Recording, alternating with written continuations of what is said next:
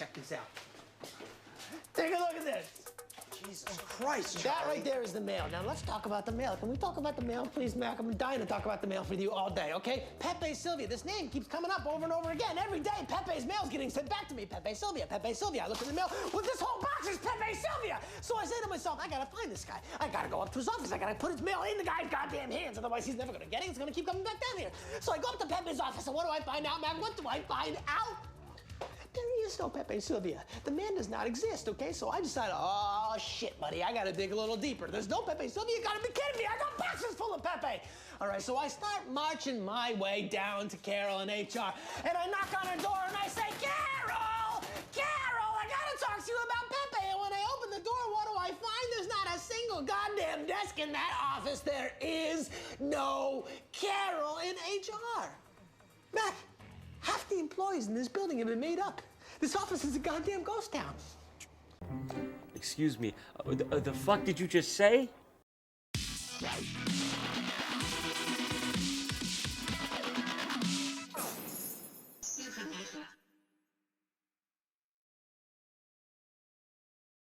What's happening, guys? Supernova here, back with another video, and in this video, we're going to be discussing the confusion surrounding the Horizon Forbidden West pricing scheme. And while not as confusing as the shit going on in the intro of this video, it still is a bit confusing, both in terms of how it works, and then in terms of why they chose to do it the way that they have. And I'm going to be honest with you, it's a bit fucked up. It is a bit fucked up. Specifically, if you are a PS4 owner. If you're a PS5 owner, shit's fine. Like, there ain't no big deal. Everything's fine for you. But if you're a PS4 owner, shit's a bit fucked up. So let's get into exactly what's going on, why there's all this confusion surrounding this, why there's all this outrage surrounding this. Let's break this down. I'm going to do my best to explain this because it can be a bit confusing, which only further highlights how ridiculous this pricing scheme is, because it really could have been super fucking simple. Why they've gone and done it this way, I can't tell you. But here's basically how this all breaks down. There are 3 versions of Horizon Forbidden West. You have Horizon Forbidden West Standard Edition for PS4, which is $59.99. You have Horizon Forbidden West Standard Edition for PS5, which is $69.99. There are no issues there. Here's where you have an issue. This Digital Deluxe Edition in the middle, which is $79.99.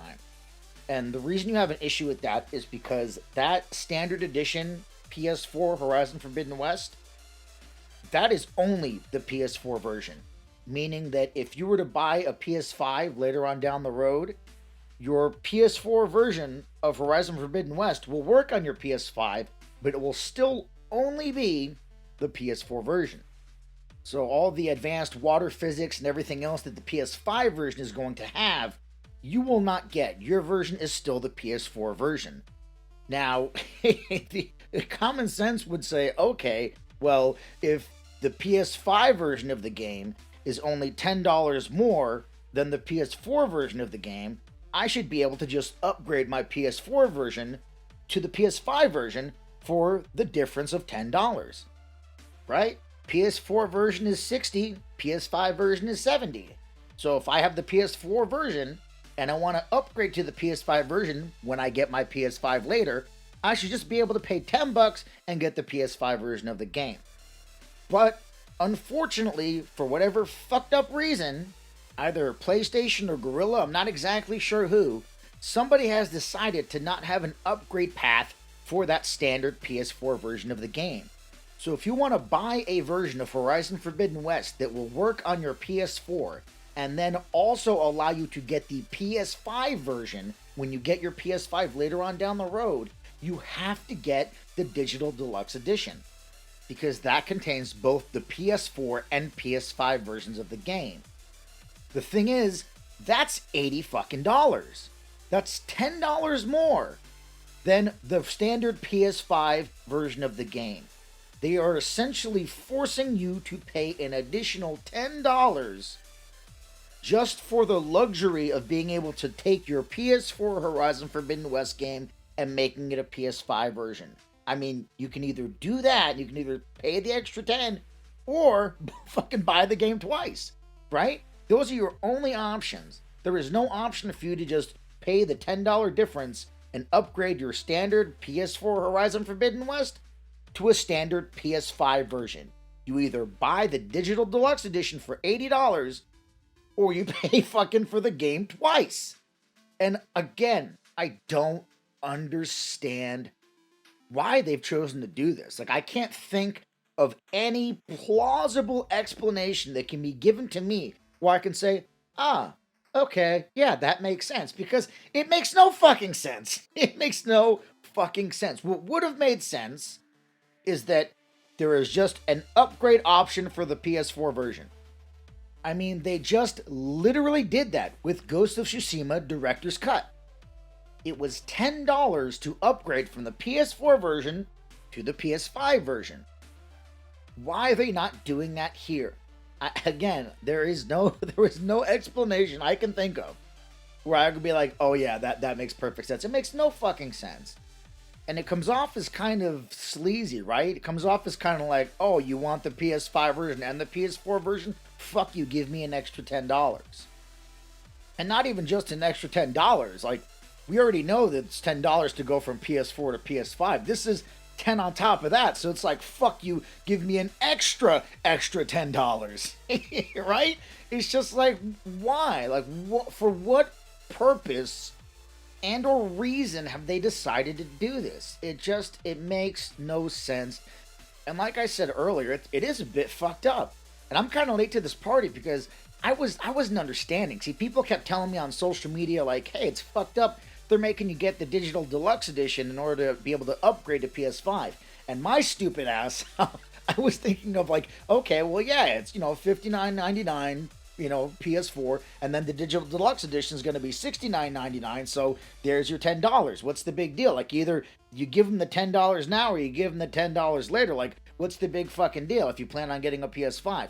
Not thinking that there is no longer a PS4 digital deluxe edition. It's just a combined PS4, PS5 digital deluxe edition, and that's not $10 more, it's $20 more. So for a while, I was like, I don't understand this fucking outrage until I went and actually looked and saw the pricing for everything. Because like I said, for some reason, I was thinking that there was still a PS4 digital deluxe edition, and that's what they were talking about. But no, it's this combined digital deluxe edition that's $80.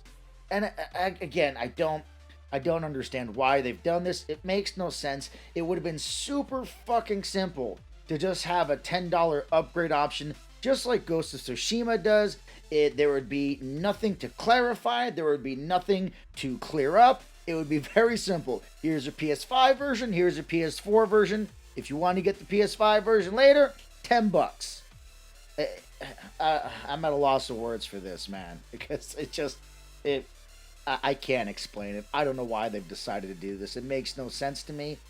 There are a lot of people upset about it, and they should be upset about it. It's fucked up. It makes no fucking sense. There's no reason to tax PS4 players an additional $10 if they want to play on PS5, especially because it's like, yo, you're going to charge them extra money to be able to play on your next generation console. Like, they have to give you, at minimum, an additional $400 of their own money just to get your next generation console. And how do you thank them? By saying, fuck you, give me an extra $10 to play our game. Like, it's just not right. It is indefensible. Indefensible. Anyone trying to defend this, the PlayStation fanboys that may be trying to defend this, which I haven't seen a whole lot of defending of it. If there are any of them out there trying to defend this shit, stand the fuck down, because you have zero ground to stand on here. Any argument you could possibly think of will literally hold no water. This is indefensible.